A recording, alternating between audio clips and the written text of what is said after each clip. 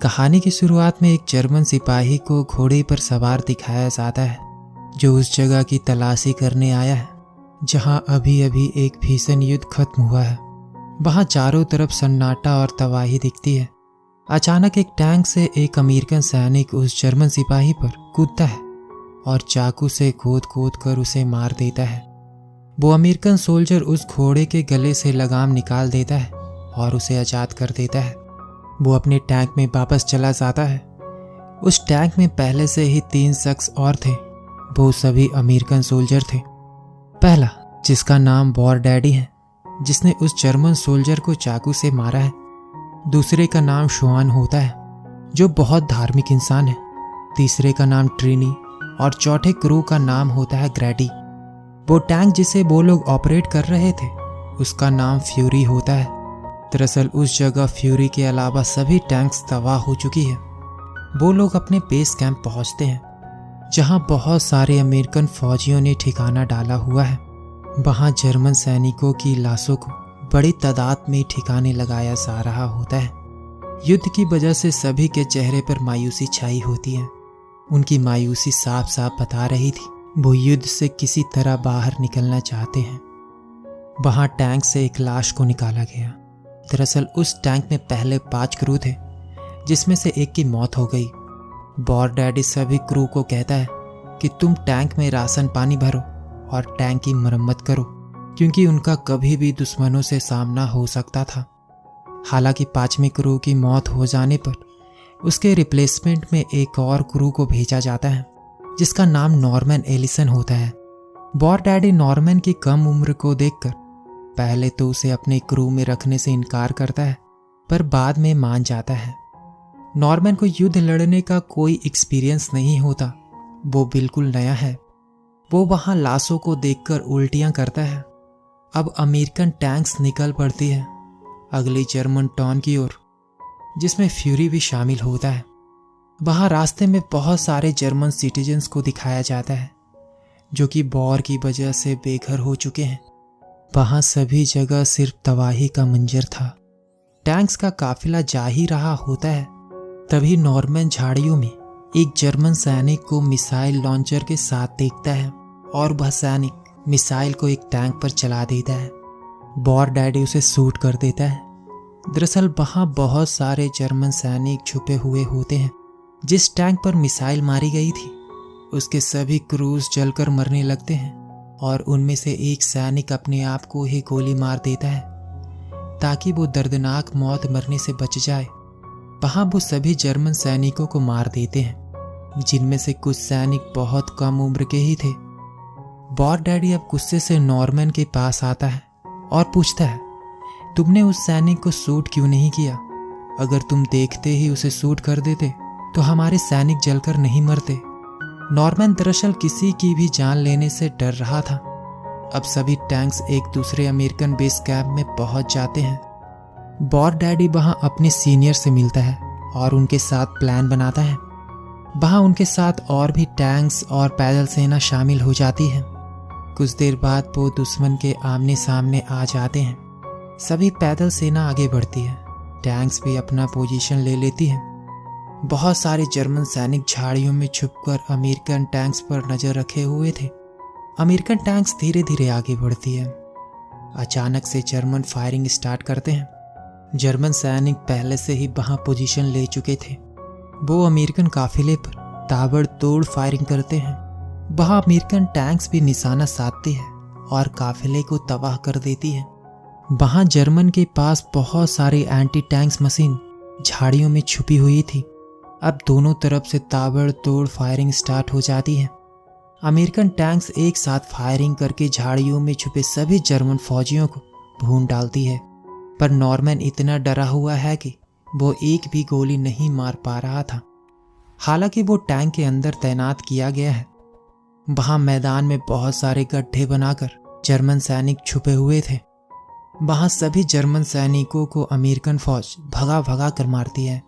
Norman ये सब देखकर पूरी तरह से डर जाता है और रोने लगता है। अब इस जगह पर पूरी तरह से अमेरिकन सैनिकों का कब्जा हो चुका है।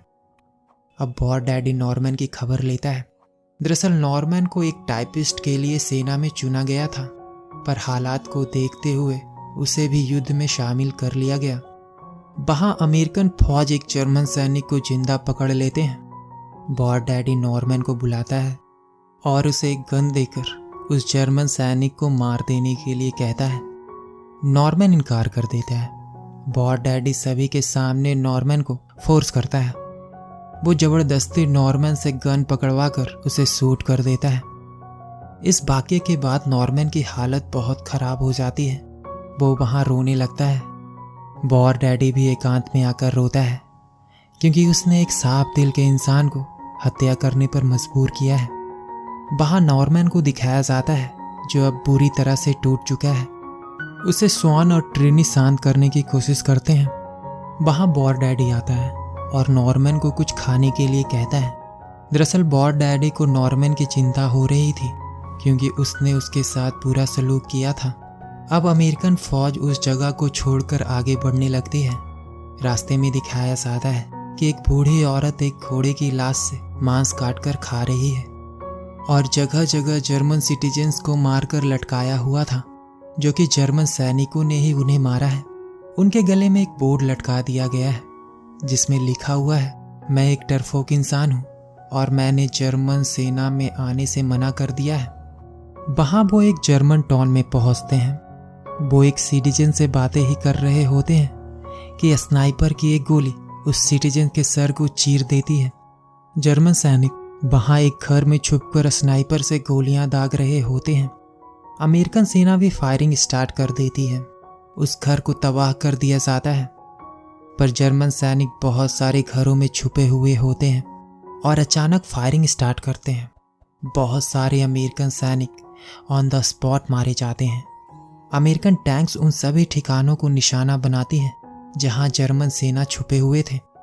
जर्मन सेना को देखते ही नॉर्मन फाइनली उन पर गोलियां चलाता है। दरअसल उस घटना के बाद अब नॉर्मन भी निडर हो चुका है। फिर एक घर से एक जर्मन सिटीजन निकलता है और उसके पीछे कुछ जर्मन सैनिक जो बेहद कम उम्र के बच्चे होते हैं, वो सभी सरेंडर कर देते हैं। अब उस टाउन पर अमेरिकन सोल्जर का कब्जा हो चुका है।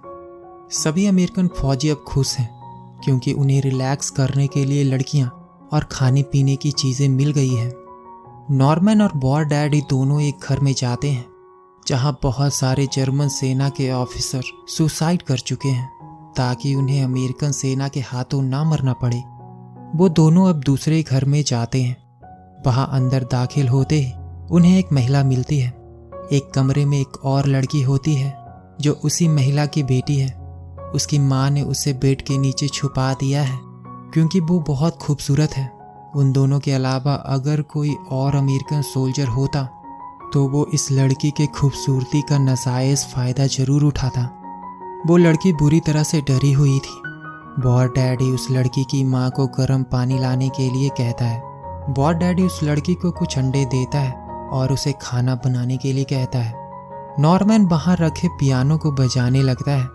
पियानो की धुन सुनकर वो माँ और बेटी उसे देखती है और खुश होती है। वहां वो लड़की भी नॉर्मन की धुन पर गाना गाने लगती है। फिर नॉर्मन बॉड डैडी के पीठ को देखता है, जो बुरी तरह से जला हुआ है। बॉड डैडी नॉर्मन को कहता है, इस लड़की को कमरे में ले जाओ और मजे करो। नॉर्मन वहां उस लड़की का नाजायज फायदा नहीं उठाता, बल्कि उससे बहुत तहजीब से पेश आता है। बातों बातों में नॉर्मन उस लड़की को इम्प्रेस कर लेता है। वो दोनों एक दूसरे को किस करते हैं। कुछ देर बाद वहां बाकी क्रू मेंबर्स भी आ जाते हैं। ग्रैडी वहां उस लड़की के साथ छेड़खानी करने लगता है। ग्रैडी नॉर्मन को भी परेशान करता है। फिर वो लोग उस घर से निकल जाते हैं। कुछ देर बाद अचानक एयर स्ट्राइक होता है। एयर स्ट्राइक के बाद नॉर्मन देखता है कि उस लड़की का मकान पूरी तरह से गिर चुका है। वो लड़की भी मर चुकी है। नॉर्मन उस लड़की को देखकर रोने लगता है। उस लड़की के मर जाने के गम में नॉर्मन पूरी तरह से टूट जाता है।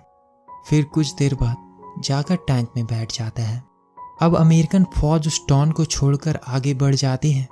रास्ते में नॉर्मन बहुत उदास दिख रहा होता है। अचानक जर्मन टैंक्स उन पर हमला करती है, जिससे उनका एक टैंक तबाह हो जाता है। वॉर डैडी सबको बाएं मुड़ने को बोलता है क्योंकि वो बाईं तरफ से ही आ रहे थे।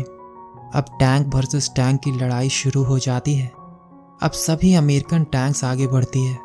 अब जर्मन टैंक्स भी बाहर आती है जो झाड़ियों में छुपी थी। वो उस जर्मन टैंक पर लगातार फायर करते हैं। तभी उस टैंक की एक मिसाइल एक अमेरिकन सैनिक को जा लगता है और उसके शरीर के चीथड़े उड़ जाते हैं और वो अमेरिकन टैंक भी अगले बार में तबाह हो जाता है। अब वो वक्त आता है जब दोनों दुश्मन टैंक नज़दीक आ चुके हैं। जर्मन टैंक के लगातार फायर से एक और अमेरिकन टैंक वहीं पर दम तोड़ देती है। सारी अमेरिकन टैंक्स तबाह हो गई, सिर्फ अकेला फ्यूरी बचा है। वॉर डैडी कहता है कि हमें जर्मन टैंक के पीछे जाकर उसे मारना होगा क्योंकि टैंक का आगे का पोर्शन बहुत स्ट्रांग होता है। आखिरकार फ्यूरी उस जर्मन टैंक के पीछे जाता है और वॉर डैडी के इशारे पर शॉन मेन गन से शूट करता है, जिसमें वो जर्मन टैंक को भेदने में कामयाब रहते हैं। अब उस जगह पर सिर्फ एक ही टैंक फ्यूरी बचता है और वो 5 अमेरिकन सोल्जर ही बचते हैं। अब फ्यूरी आगे बढ़ता है और एक गांव में पहुंचता है। टैंक एक लैंड माइंस के ऊपर आ जाता है। लैंड माइंस फटता है जिससे फ्यूरी के पहिए डैमेज हो जाते हैं। अब वो टैंक आगे नहीं बढ़ सकता। वॉर डैडी नॉर्मन को कहता है तुम उस पहाड़ पे जाओ और दुश्मन पर नजर रखो। नॉर्मन यही करता है। वो वहां जाकर झाड़ियों में पोजीशन ले लेता है। कुछ देर बाद वो देखता है कि हजारों की संख्या में जर्मन फौज उनकी ओर बढ़ रहे हैं। नॉर्मन भागता है।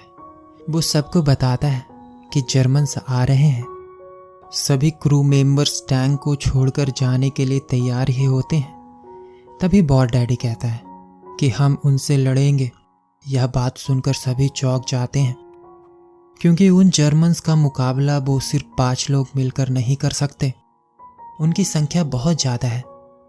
वो सभी क्रू मेंबर्स वॉर डैडी को बहुत समझाते हैं पर वॉर डैडी वहाँ से जाने को तैयार नहीं होता। वो लड़ना चाहता है। वॉर डैडी कहता है तुम लोग यहाँ से निकल जाओ, मैं अकेला उनसे लड़ूंगा। और ये भी कहता है ये टैंक मेरा घर है, मैं उसे छोड़कर कहीं नहीं जाने वाला। फिर सभी लोग एक साथ लड़ने का डिसीजन लेते हैं, ये जानते हुए भी कि ये उनकी आखिरी लड़ाई होगी। वो सभी 5 सैनिक टैंक में बैठते हैं और सभी हथियार तैयार करते हैं। अब दरअसल उनके जिंदगी के आखिरी पल ही बचे हैं। वो सभी मिलकर शराब पीते हैं।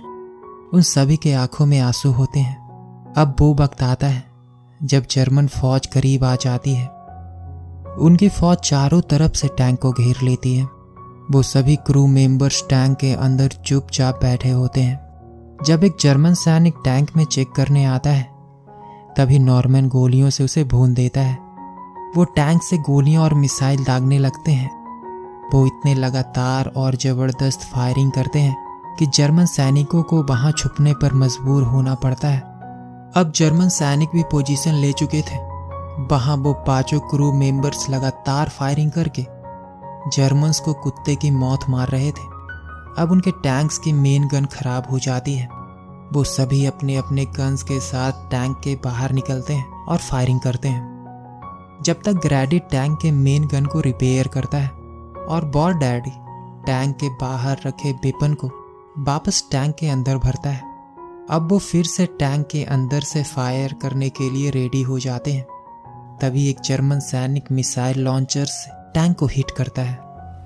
मिसाइल से निकली हुई बारूद टैंक में घुसकर ग्रेडी के शरीर को चीरते हुए निकलती है, जिससे ग्रेडी की मौत हो जाती है, जिसे देखकर शॉन जोर जोर से रोने लगता है। पर वो लोग लड़ाई चालू रखते हैं। अब वो वक्त आता है जब टैंक के अंदर के सभी गोलियां और वेपन खत्म हो जाती है। वहां सभी जर्मन सैनिक फिर से लाइनअप कर लेते हैं। जर्मन चारों तरफ से उस टैंक को घेरते हैं। टैंक के सभी सोल्जर अब अपने हैंड वेपन के साथ टैंक से निकलते हैं। फिर फायरिंग स्टार्ट हो जाती है। वहीं जर्मन एक ग्रेनेड को टैंक के अंदर फेंक देते हैं। ट्रेनी उस ग्रेनेड को अपने शरीर से ढक लेता है ताकि किसी और को इससे हानि ना हो। ग्रेनेड फटने पर ट्रेनी के चीथड़े उड़ जाते हैं और वो वहीं मर जाता है। पर वहीं एक जर्मन सिपाही कैमोफ्लेज होकर धीरे धीरे आगे बढ़ता है और जैसे ही श्वान टैंक से बाहर आने ही वाला होता है कि वो जर्मन सोल्जर श्वान की आंख पर गोली मार देता है, जिससे शॉन की मौत हो जाती है। अब उस टैंक में सिर्फ 2 ही सैनिक बचे थे, बॉर डैडी और नॉर्मैन। वहीं कैमोफ्लेज सैनिक बॉर डैडी को भी शूट करता है और गोली बॉर डैडी के कंधे को चीरते हुए जाती है। फिर भी बॉर डैडी हार नहीं मानता। तभी उसे एक और गोली लगती है। बॉर डैडी अब टैंक के अंदर आ जाता है।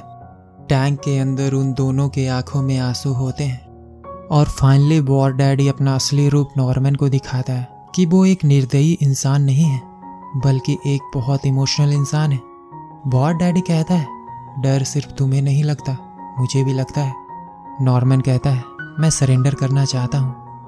तभी बॉर डैडी कहता है, ऐसा मत करना, ये तुम्हें बहुत दर्दनाक मौत देंगे। और ये भी कहता है कि टैंक के फ्लोर पर एक हैच है, जिसे निकालकर तुम नीचे चले जाओ। नॉर्मैन हैच को खोलकर नीचे चला जाता है और अपने आप को मिट्टी से कवर कर लेता है। जब एक जर्मन सिपाही उस टैंक के नीचे देखता है, तब नॉर्मैन उसे इशारे से कहता है, किसी को मत बताना। और वो जर्मन सिपाही चुपचाप वहां से चला जाता है। जब सुबह नॉर्मैन की आँख खुलती है, वो वापस टैंक के अंदर जाता है, जहां बॉर डैडी को देखता है कि वो अब मर चुका है। कुछ देर बाद अमेरिकन फौज वहां आ जाती है और नॉर्मैन को वहां से निकालती है और ये कहानी यहीं खत्म हो जाती है। इस कहानी से यह सीख मिलती है कि वॉर या युद्ध दुनिया का सबसे बदतर चीज है, जो एक भले इंसान को भी जानवर बना देता है। और कोई भी सैनिक कितना भी बेहतरीन फाइटर क्यों ना हो, वो किसी भी कीमत पे युद्ध नहीं चाहता।